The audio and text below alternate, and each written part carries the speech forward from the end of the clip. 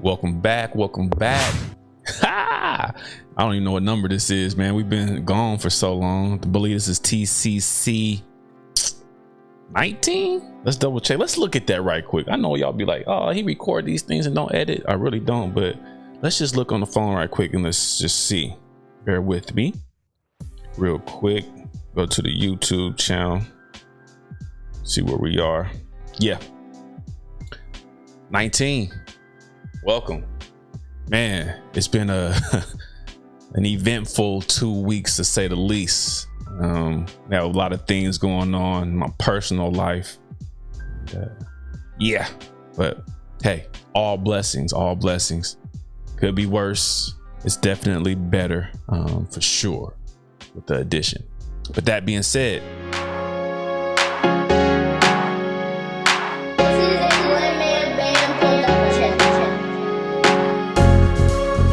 TCC 19.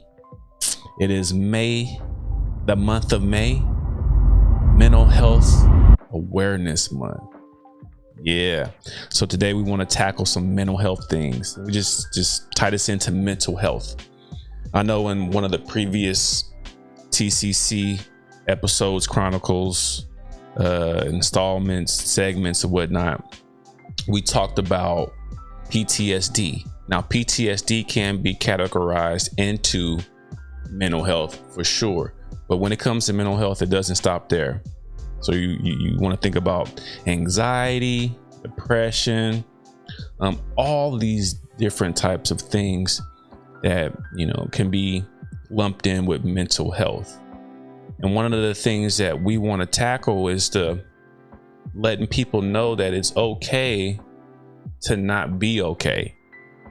Where it becomes a problem is when we don't reach out and try to get help for our mental health issues, and our youth are notorious for that, and we spoke on it before in the past, or I have anyway, in regards to our youth acting out. They're actually communicating with their actions, but they're doing it in a negative way because they don't know how to communicate the fact that they're dealing with something mentally. Right. Take this for an example real quick. Once again, sports background. If you roll your ankle, dislocate your finger, that's something that is noticeable, seen. You can see it with eyes or whatnot. You can see that someone rolled their ankle. You can see that someone's finger is out of the socket or dislocated or whatnot, right? So you get immediate help for that, whether it be an x-ray, an MRI, or you get a splint, the two fingers together to help you with that, to help the injured finger. You get the ankle wrapped and taped or whatnot to help the injured ankle. But when it comes to mental health, it's like, how do you get help for that? It's not something that you can see with the eye. You see it in actions, and you just think that someone's acting bizarre or abnormal or they're antisocial. No, they're dealing with something that they need help with, like right now, and not later on. What tends to be the result of that is they get help later on as opposed to right away. So mental health, especially growing up in the inner city of St. Louis, Missouri, and the North County as well, that was something that mental health was frowned upon. You were weak if you seeked help. If you boys, you don't cry, you tough it out, right? And girls can cry and whatnot and all these types of things. So growing up as a young man, crying was a sign of weakness, showing that you were injured or that you had some type of emotion was a sign of weakness. And it goes even further than that when it comes to mental health. To go to speak to someone regarding your mental health condition was an absolute no growing up. I'm not quite sure how it is now. I can only imagine that it's similar. We've made progress, I think, in regards to getting help. right? But growing up, that was just something you never did. You never showed the weakness. And I have to say, in my personal life, I have definitely reached out when things got tough for me mentally, and I was able to acknowledge it and recognize it within myself that I needed to get help. So I shared that little personal tidbit with you all to let you know that we're not here at the T.R.O.Y Center just preaching things. We are actually practicing these things that we preach. And what better way to help improve someone's life, to help inspire someone's life, to help, lead the way if you haven't actually been through it. Right? You don't, as a basketball player, you don't go to a football coach to get help with basketball. So as someone here at the T.R.O.Y Center, we're not going to sit here and advocate for mental health if we ourselves haven't been able to identify certain things and gotten help and know that this is something that definitely helps, right?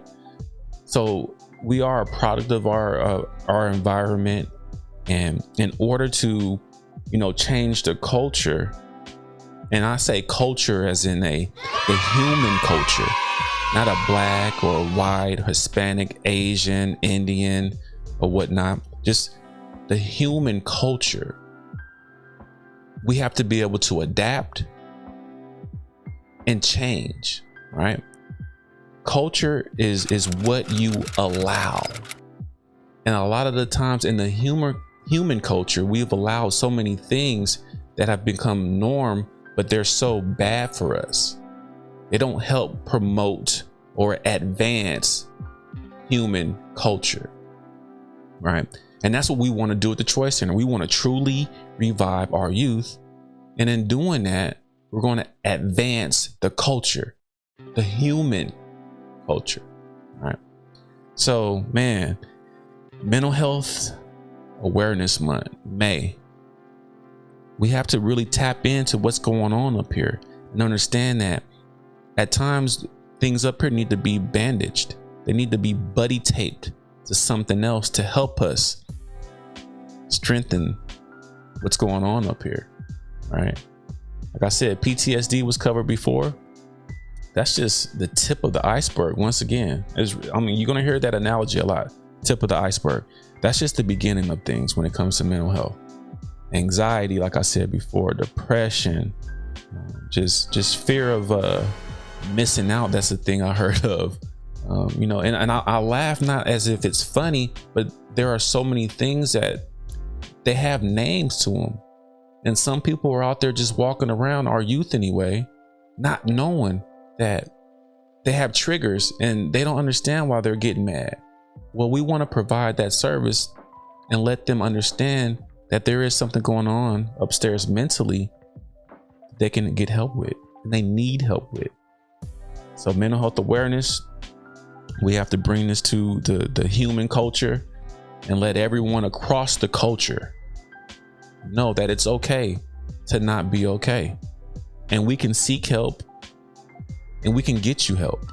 So here at the T.R.O.Y Center, showing our transparency once again, we want to be able to provide those services for our youth who are struggling in that area. When we talk about sports, because once again, sports is a huge part of what we do here at the T.R.O.Y Center, right? When you get to a certain level in sport, right? Everyone is good when it comes to the physical ability. What separates a good player from a great player, an amateur from a pro, the mental stability. Can you take a coach yelling at you?